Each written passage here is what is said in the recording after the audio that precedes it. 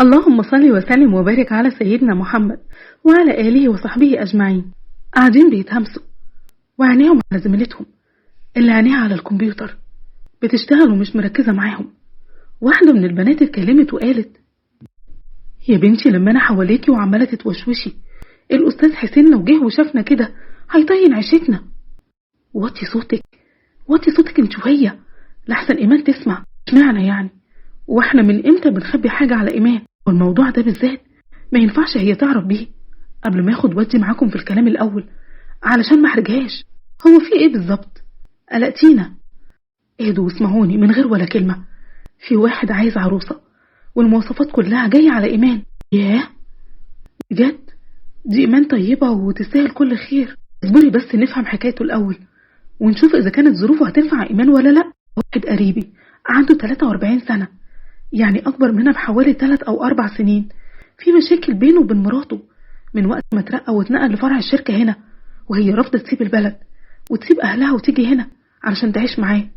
وهو تعب من الوحدة والعيشة لوحده، وخصوصا إنه لسه منقول جديد فما فيش رصيد أجازات كتير ليه، وكمان ما يقدرش يسافر خميس وجمعة، وبالأخص إن المسافة طويلة، يعني هيقضي وقت طويل في الطريق، يعني مصاريفه هدت حيل. فحد اقترح عليه إنه يتجوز، وبعد فترة طلب من جوزي اللي هو صاحبه إني أشوف له عروسة مناسبة، يعني تكون مناسبة لظروفه. وبيني وبينكم ما لقيتش أحسن من إيمان، مع إني بقالي فترة صغيرة معاكم هنا في القسم، بس حقيقي بسم الله ما شاء الله عليها، أخلاق واحترام جمال وقبول. انتي هبلة يا بنتي، ولا عقلك كان فين وانتي بتفكري وتوافقي وتدوري؟ ايه الغلط ده بس؟ أبدا. جوزك لما يشوفك فرحانة زي الهبلة وبتدوري على عروسة لصاحبه، يعني المبدأ عندك عادي، مفيش اعتراض على زوجة تانية، فدماغه لو لفت بيه هيبقى عارف اخرج ايه. خضتيني يا شيخة، مين قالك اني ما فكرتش في كده؟ هو اقترح قدامي وانا قومت الدنيا ما قعدتهاش. بس بيني وبينكم انا اعرف مرات الراجل ده، وبيني وبينكم برضو مش انا ست اهو، بس بقول لكم دي لا تطاق. وكمان قدامي رفضت، بس اول ما جيت النهارده وشفت ايمان الكلام دار في عقلي، وقلت ليه لا؟ ايمان طيبة وتستاهل واحد في اخلاق وادب، الاستاذ محمد. وهو كمان انا عارفة ظروفه، وهو يستاهل كل خير. بصي انا الموضوع ده ما اقدرش اتكلم فيه، اللي ما اقبلهوش يختي على نفسي ما اقبلهوش على ست زيي. عايزة تفتحيها روحي لها بنفسك، ولا ايه رأيكم يا بنات؟ رأينا من رأيك. بقولك بصي روحي كلميها، بس بلاش هنا في المكتب علشان ما تحرجهاش. انزلوا سوا في الكافيتيريا، يعني في البريك. وجه وقت البريك وكله نزل. هند غمزت للبنات انهم يقوموا، منهم اللي راحت للحمام، ومنهم اللي استأذنت تتكلم في التليفون، وفيهم اللي راحت تجيب حاجة تشربها. اول ما لقت البنات بعدوا قربت منها وبسرعة: ايمان في موضوع عايز اخد رأيك فيه. اتفضلي يا هند، في ايه؟ في عريس. خجل وكسوف، خدودها احمرت وبصت للأرض. ايوه بس لازم تعرفي ظروفه الاول. وحكت لها على كل اللي قالته للبنات. وش ايمان اتغير شوية، فهند بسرعة: انت عارفة يا ايمان، صحيح نعرف بعض من وقت قصير، بس انا حبيتك فعلا زي اختي. ولو ما كنتش عارفة انه شخص كويس جدا ومحترم، وعارفة اكتر ظروف جوازه وحياته عاملة ازاي، ما كنتش فتحت بقي ولا اتكلمت ولا دخلت في موضوع زي ده. وقبل اي حاجة فكري، وانا هستنى منك تليفون تبلغيني علشان يجي، يعني يجي امتى وكده. ولو انت كمان عايزة تقعدي معاه قبل ما يتقدم بلغيني وانا هتصرف. ايمان هزت راسها من سكات. رجعوا البنات عليها بعد ما مشيت وراحوا بفضول يسألوها: هاي قالت ايه؟ سكتت وما اتكلمتش، مع انها كانت فرحانة جدا. خلص اليوم وايمان مروحة، ومن وقت ما هند كلمتها وعقلها مشغول بتفكر تقابله الاول ولا لا، ويا ترى شكله عامل ازاي، وهل حقيقي مراته تستحق يكون لها ضرة؟ طيب وهي نفسها بعد الصبر ده كله هتقدر تاخد واحد من على مراته وعياله؟ وقفت بحيرة واتنهدت، وبعدها مشيت خطوتين ناحية باترينا لمحل تأجير فساتين أفراح. وقفت قدام واحد عجبها وكلمت نفسها: يا ترى أخوها هيوافق؟ اتنهدت بوجع ونزلت راسها وكملت مشي بعد ما بصت على الفستان بصة أخيرة: هو أنا مش مكتوب لي ألبس الفستان الأبيض؟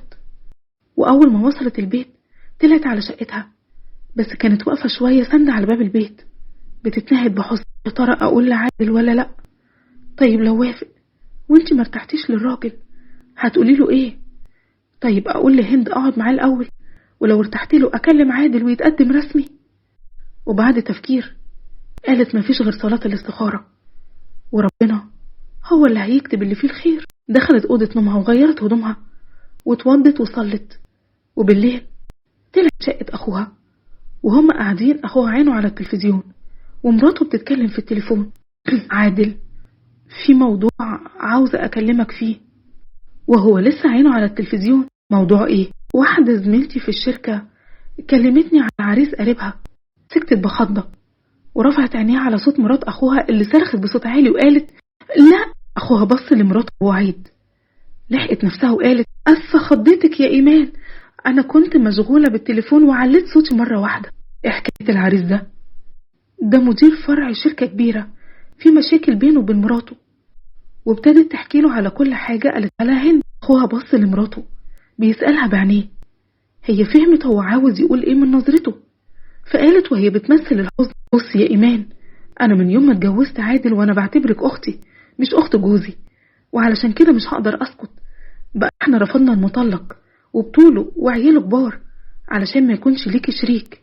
حتى امبارح عادل رفض أبو فارس جارنا ما انت عارفاه لما طلب ايدك منه، وقال له انت عاوز أختي تخدمك انت وعيالك، ده من خوفه عليكي تقومي انت عاوزة تتجوزي واحد متجوز وكمان مغترب بيصيره يرجع بلده ويروح بيته. ويا ستي كمان لو فضل عايش هنا عقله وجيبه هيكونوا هناك. بقى بذمتك دي هتكون جوازة ولا حاجة تانية؟ مش قادرة أقولها. قصدك إيه بحاجة تانية؟ يعني بصريح العبارة كده بدل ما يجيب واحدة شمال تاخد منه فلوس، أهو حاجة حلال وفي نفس الوقت مش هتخسره مليم. ما هو انت موظفة وبتقبضي شيء وشويات، يعني لقطة بالنسبة له. ايه اللي انت بتقوليه ده؟ عادل أخوها رد وقال يعني قلب أخوكي ده داخل على طمع.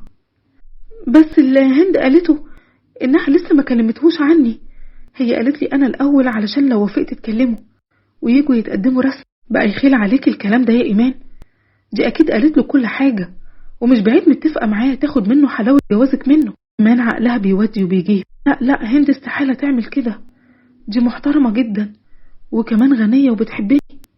بصي بقى يا إيمان، آخر حاجة هقولها وأكون خلصت ضميري من ذنبك. أنا ست لما أخوكي بيتأخر بس نص ساعة على ميعاد رجوعه بقلب الدنيا وما بقعدهاش وعلى يدك. يبقى أنت هتستحملي يكون عقله وقلبه مع بيته التاني وكمان هيسافر لهم 3-4 أيام؟ هتطيقي قعدتك لوحدك وعقلك يقولك يا ترى بيعمل إيه وعايش إزاي؟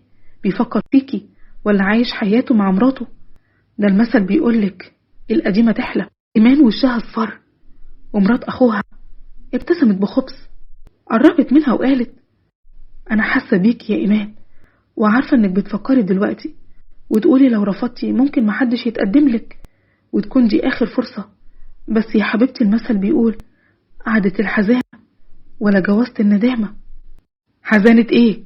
دي إيمان ست البنات، بكرة يجيلها اللي يقدرها ويتقلها بالذهب ويتمنى لها الرضا ترضى، مش واحد طمعان فيها أو عاوزها خدامة ليه ولعياله، وفوق كده طمعان في مرتبها الكبير. خلاص يا عادل أنا فهمتك، أنا هتصل بهند وأقول لها مفيش نصيب. لا يا حبيبتي ما تتصليش وتديها اهتمام، كلميها في الشغل علشان ما تفتحش معاكي مواضيع وتقنعك. أصل دي شكلها كده دحلابة ممكن تلعب في عقلك وتقنعك في الآخر وانت اللي تخسري. قامت وقفت وقالت أنا هنزل أنام وبكرة في الشغل هبقى أكلمها. روحي نامي وارتاحي يا حبيبتي وما تفكريش كتير يا إيمي، بكرة يجيلك اللي أحسن منه. مرات أخوها بضحكة صفرة أكيد طبعا، دي مال وجمال وأصل وأدب وأخلاق، دمه أكيد ده عياله اللي إيمان هتكون من نصيب. ربنا ما يحرمنيش منكم ويخليكم ليا ولا يحرمنا منك يا إيمان، إحنا ما نقدرش نعيش من غيرك. قعد الليل وإيمان ما نامتش بتفكر في كلام هند وإنها بتشكر في العريس وفي كلام أخوها ومراته، ومن التعب والحزن كانت بتفكر تغيب من الشغل. لكن رجعت في كلامها وقامت لبست ومشيت راحت الشغل وهي بتقول أغيب ليه؟ هقعد لوحدي والفكر يودي ويجيب، وكمان هند أنا وعدتها أرد عليها بسرعة، كفاية إني ما رنتش عليها زي ما اتفقنا. بطلت الشغل وقعدت في مكانها وعينيها على الباب مستنية هند. صباح الخير يا إيمي. إيه، فكرت في الموضوع اللي كلمتك عليه؟ إيمان بحرج كانت لسه هتتكلم، فدخل المدير. هند بسرعة راحت على مكتبها وشورت لها إنهم هيكملوا كلامهم في البريك. وعدى وقت الشغل وكل واحدة مشغولة بشغلها لحد ما جه ميعاد البريك ونزلوا الكافيتيريا. هاي يا إيمان، بشريني، وافقتي على العريس؟ معلش يا هند، مفيش نصيب، أخويا رفض. يعني إيه أخوكي رفض؟ هو أنت مالكيش رأي؟ أصل يعني ده راجل متجوز وليه بيت وعيال، وعادل بيقول ما ينفعش الجوازة دي، وأخوك المحترم عاوز مين يتقدم لك بوضعك وسنك ده؟ شاب ما اتجوزتي قبل كده، ولا عاوز يفصل لك عريس مخصوص على كيفه؟ على العموم انت اللي خسرانة. أستاذ أحمد راجل كل البنات تتمناه، وأنا اللي غلطانة إني فكرت فيكي، وكنت المفروض سمعت نصيحة البنات وشفت واحدة تانية أصغر وأحلى منك. إيمان دموعها نزلت وقالت والله أنا ما طلبتش منك تدوري لي على عريس، والجواز اسمه ونصيب. وبعد ما قالت لها كده جريت بره الشركة وهي بتعيط. جريت وراها أسماء زميلتهم بعد ما زعقت لهند أنا لو من إيمان ما كنتش رديت عليكي باحترام زي ما هي ردت. أقل حاجة كنت هعملها هنزل باللي في رجلي عليكي. إيمان وقفت ولفت وراها وهي بتسمع صوت حد بينادي عليها. مسحت دموعها أول ما قربت منها أسماء. استني، بنادي عليكي. إزاي تسكتي لها وتمشي من الشركة بالطريقة دي؟ عندها حق، أسر حقها. انت إزاي تقولي على نفسك كده ومن غير زعل؟ إزاي تقبلي أصلا إنها تكلمك في موضوع زي ده؟ انت تستحقي أحسن واحد في الدنيا، ويا ترى أحسن واحد ده هيتقدم لي بناء على إيه؟ وظروفه إيه؟ متجوز ولا مطلق ولا أرمل؟ والأحسن ده هيعمل إيه بواحدة قربت على 40؟ ممكن تهدي وتيجي نقعد في مكان هادي نتكلم في إيه يا أسماء؟ لو فاكرة إني زعلانة من كلام هند تبقي ما تعرفنيش. دي مش أول مرة أتحط في موقف زي ده. معلش استحمليني وتعالي نشرب حاجة تريح أعصابنا، في كلام كتير عاوزة أقولهولك. وبعد شوية قعدوا في كافيتيريا على النيل.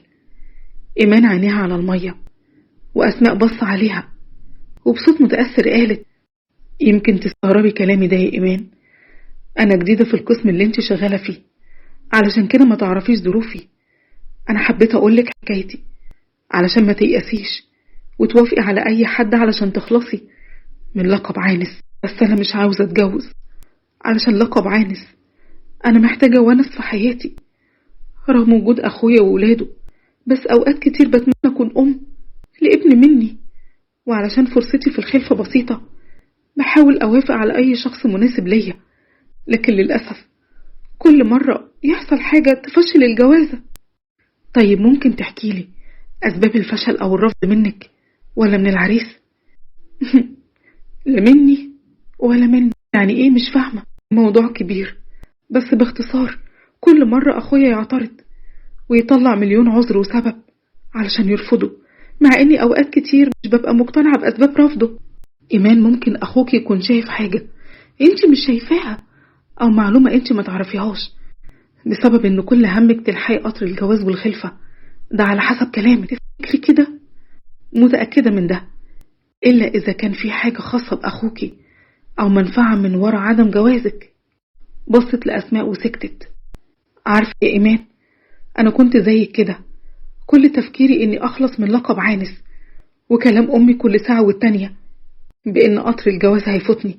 وافقت على أول واحد اتقدم لي، كان إنسان أو تقولي راسم إنه إنسان محترم مطلق من غير أولاد. وافقت وأنا طايرة من السعادة واتجوزت، ويا ريتني كنت فضلت زي ما أنا بلقب عانس.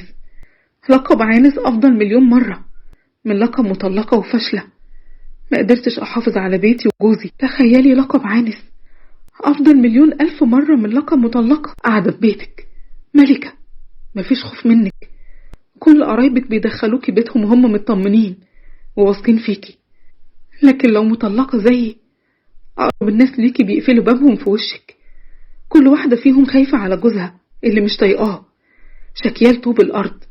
لكن عندي أنا هخطف 7 البرمبة منها ما يعرفوش إن استحالة أفكر أتجوز مرة تانية حتى لو كان عازب. ما سبقلوش الجواز بعد ما عشت أسود أيام حياتي مع إنسان معقد حول حياتي الجحيم. علشان كده ما استحملتش كلام هند ليكي.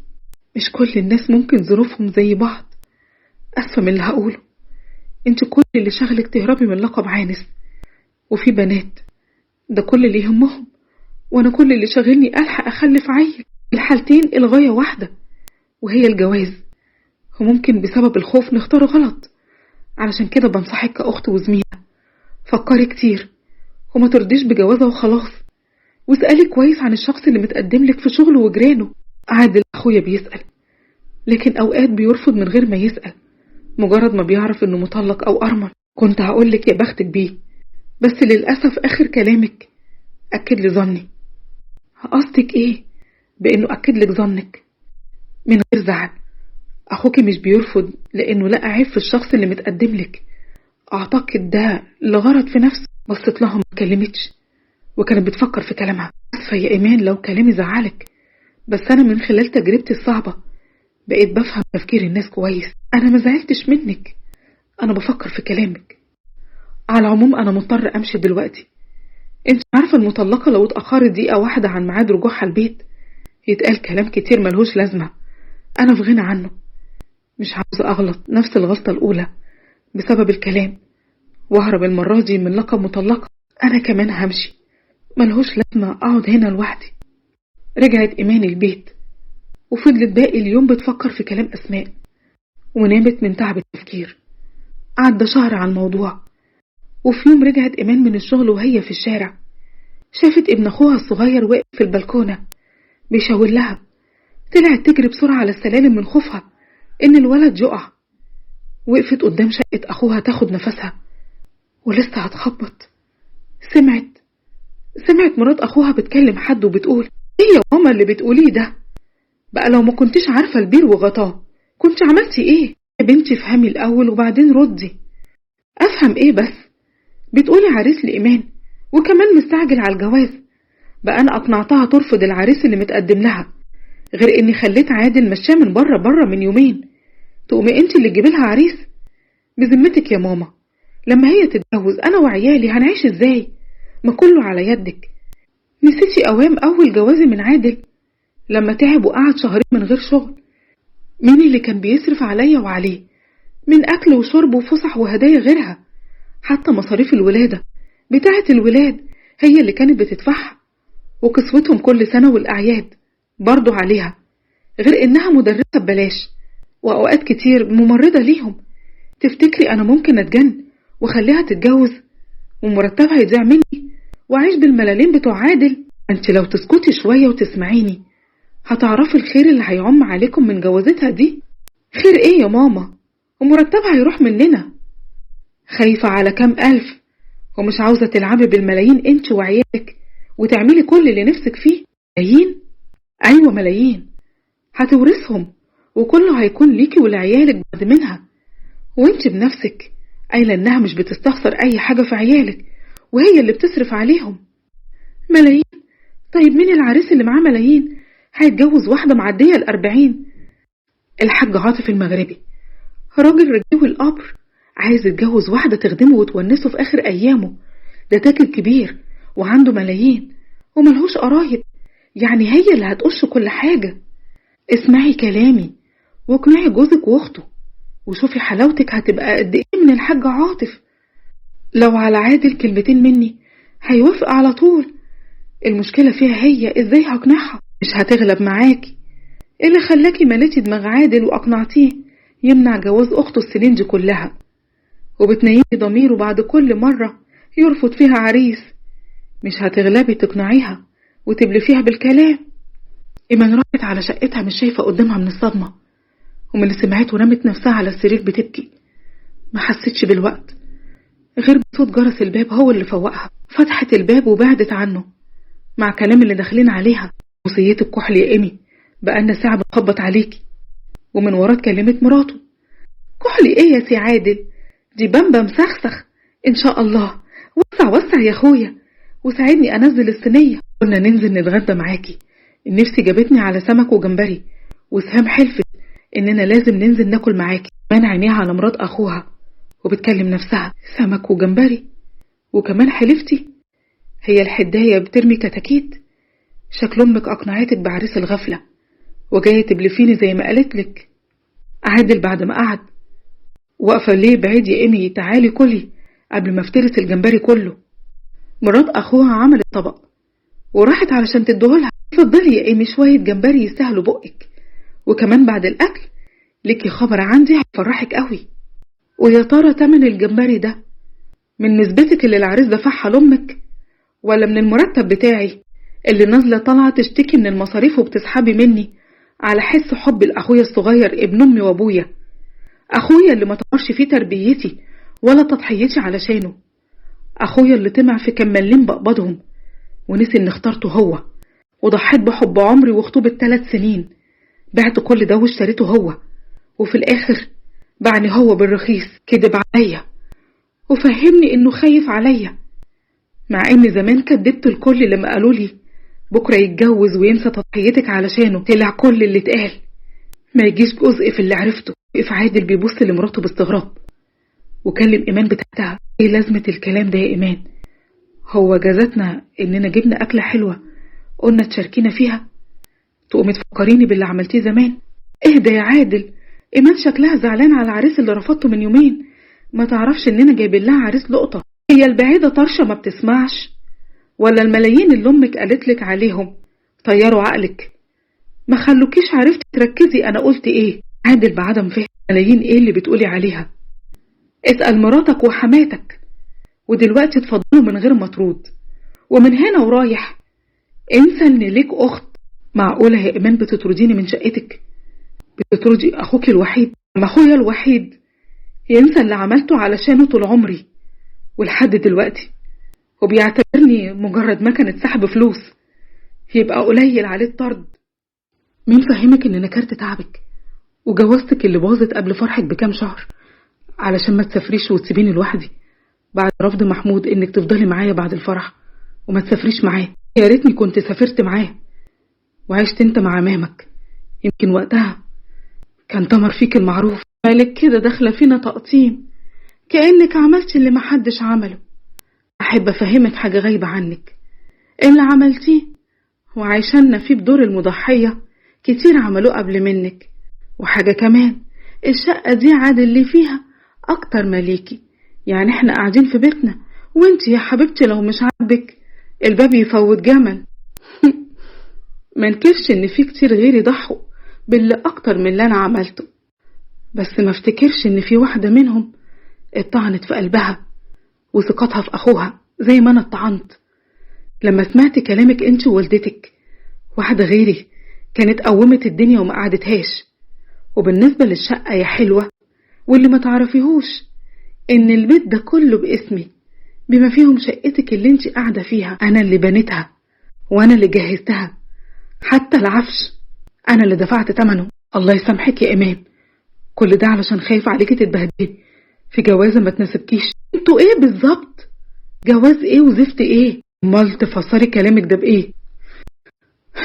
ايمان بعد ما خدت نفس طويل حكت على كل اللي حصل من وقت ما شافت ابنه في البلكونة لحد ما قام بالاكل. كل ده وعينيها بصة لسهام اللي وقفت تترعش بخوف من نظرات عادل. عادل بص في الارض وقال آسف ليكي يا إيمان، حقك عليا وسامحيني على غبائي وإن جيت عليكي ونكرت تضحيتك طول عمرك علشاني. مسك سهام من إيديها وكان بيحاول يخرجها بره الشقة، وكان بيقول لها ادخلي تلمي هدومك وعلى بيت أهلك وأنا وعيالي تنسينا نهائي. نعم؟ أنت بتقول إيه؟ اللي أنت سمعتيه. لا يا حبيبي، أنا حضنة وشقة من حقي اشبعي بيها، بس انسي في يوم تشوفيني. يا عادل يا حبيبي، معقول اللي بتقوله ده؟ يعني انا لما عملت اللي عملته كان ليه؟ مش علشانك وعلشان خاطر ظروفك وعلشان خاطر اولادنا، وانت بنفسك قلت ان معظم اللي بيجولها طمعانين فيها. ما تتكلمي يا ست ايمان، ولا انت فرحانه وانت شايفه بيتي بيتخرب؟ ايمان بصت لها من فوق لتحت وقفلت الباب وراهم وكملت عياط. عادل طلع على شقته ولما هدومه في شنطه، وقبل ما يخرج من الباب قال لها مصروفك انت والولاد هيوصلك كل اول شهر، وإيمان خط أحمر. لو قربت ناحيتها أو سمعت إنك وجهت لها كلمة ورقتك هتوصلك بعدها. كل ده ليه ومن إمتى؟ خلاص ضميرك صحي. كنت غبي واتمعت ونسيت فضلها عليا. اللي حصل حصل وهي عرفت خلاص ومصيرها تروق، لكن انت هتسيبني بولادك لمين؟ انا متأكد انها سامحتني، بس انا قدام نفسي بقيت قليل قوي. مش هقدر اقعد وانا عارف الجريمة اللي عملتها واني كنت ضعيف، وطول ما انا موجود معاكي هحس قد ايه انا كنت غبي وضعيف وظلمت اختي. مشي وسابها ودموعها الحقيقية على خدها وهو نازل قابل اخته على السلم، ما نفسه في حضنها فقالت تخربش بيتك يا عادل. سامحيني يا اختي، السكينة كانت سرقاني والحوجة خلتني ظلمتك. ارجع بيتك يا عادل، خليك وسط ولادك محتاجينك. انا بس كان صعبان عليا نفسي.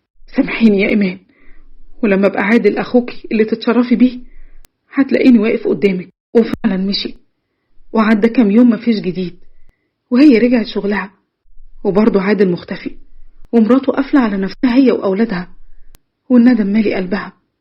وفي يوم إيمان وهي راجعة من الشغل عجبتها لعبة اشتريتها وراحت بيها على شقة أخوها، اللي أول ما فتحت مراته وقفت مصدومة وهي شايفاها قدامها. ازيك يا سهام؟ والأولاد فين؟ عاملين ايه؟ وحشوني. دخلت بتنادي على الأولاد اللي أول ما شافوها اترموا في حضنها. كده برضو تنسوا عمته وما تسألوش عليها؟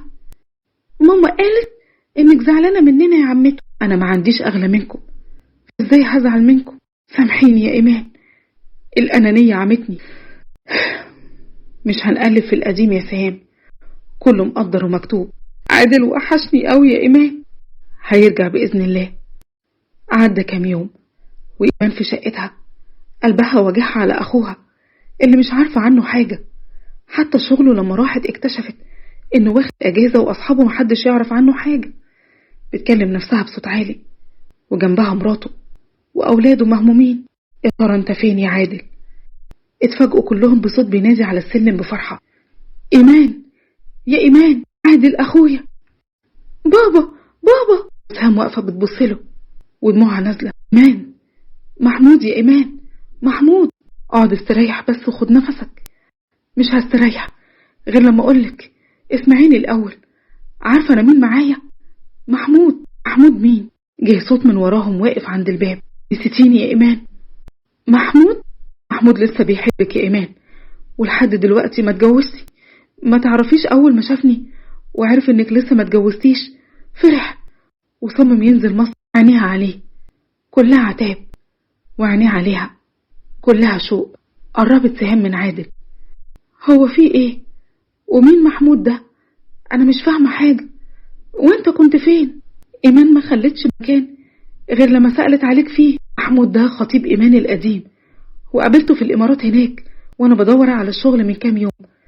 قدمت في شركة وجالي الرد اني اعمل مقابلة، وطلع محمود هو اللي هيعملها معايا. في البداية انا ما افتكرتهوش، لكن هو افتكرني وعرفني من قبل ما يقابلني. اول ما قرأ الاسم لما قدمت على الوظيفة بص الاخت وبحب. ايمان، محمود طلبك مني وانا وافقت. ايه؟ موافقة؟ هو لسه في موافقة؟ ابعت هات المأذون بسرعة. سهام فضلت تزغرط وإيمان بتبص حواليها مش مصدقة وبهمس. أنا أكيد بحلم. المحلمناه وبيتحقق يا حبيبتي. قرب عادل وبغيرة أخ شال إيده وقال لسه المأذون ما جاش يا جدع انت. دي مراتي اللي ربنا حافظ لي عليها السنين اللي فاتت دي كلها. عادل قرب منها ومسك إيديها وقال ودي أمي وأختي وصاحبتي وبنتي، مش هوصيك عليها. أما سهام من الناحية التانية نورت البيت وشمعته، ما تحرمناش في يوم منها. كانت بتبص لهم وعينيها كلها دموع. الدموع ملهاش مكان تاني بينا. عايزين نعوض اللي فات يا إيمان. افرحي وفرحيهم بيكي. هزت راسها بضحكة. وعيال أخوها الصغيرين. عمته أحلى عروسة، عمته أحلى عروسة. المأذون بسرعة يا عادل. تمام، المأذون جاي، بس هنتفق الأول يا محمود. وأنا جاهز. أختي يتعمل لها فرح كبير، أحلى فرح لأحلى إيمان. لحد هنا خلصت حكايتنا. يا رب تكون عجبتكم ونيلت رضاكم، ولو عجبتكم ما تنسوش اللايك والشير مع أصحابكم. اشوفكم في حكاية جديدة قريب ان شاء الله.